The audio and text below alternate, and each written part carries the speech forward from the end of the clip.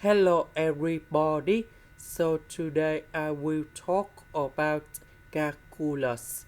The topic today is about integration. So now I will show you how to answer. We have the formula in here. That is about coshx equals to cosine ix, and the second one I sinx equal to sin ix.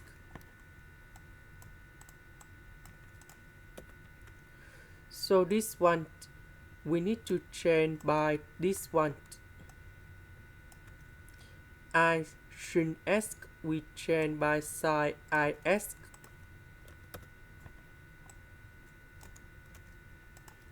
Next we have the formula cosine A plus B equals to cosine A cosine B minus sin A sin B. So this one we change by cosine of s plus ix. Next, s and s we can do about factorization. And now we have the final answer.